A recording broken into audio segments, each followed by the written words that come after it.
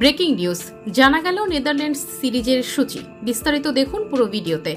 দর্শক, আগামী মাসেই অনুষ্ঠিত হবে এশিয়া কাপ। তার আগে নিজেদের প্রস্তুত করতে নেদারল্যান্ডসের বিপক্ষে 3 ম্যাচের টি-20 সিরিজ খেলবে বাংলাদেশ। যদিও এখনও এই সিরিজের পূর্ণাঙ্গ সূচি ঘোষণা করেনি Bangladesh cricket board BCB. Dhaka পোস্টকে বিসিবির একটি সূত্র জানিয়েছে, চলতি মাসের 26 তারিখ বাংলাদেশে আসবে নেদারল্যান্ডস দল। এরপর সিরিজ শুরু হবে 30 আগস্ট। 3 ম্যাচ টি-20 সিরিজের বাকি 2 ম্যাচ অনুষ্ঠিত হবে 1 এবং 3 September. Cricket operations chairman Nazmul Abedin Fahim আগেই জানিয়েছিলেন, সিরিজের সবগুলো ম্যাচই হবে সিলেটে। সিরিজ শুরুর আগে 6 আগস্ট থেকে মিরপুরে শুরু হবে বাংলাদেশ দলের অনুশীলন ক্যাম্প, যা চলবে 15 তারিখ পর্যন্ত। এরপর কিছুদিন বিরতি দিয়ে আবার 20 তারিখ থেকে সিলেটে ক্যাম্প করবে বাংলাদেশ দল।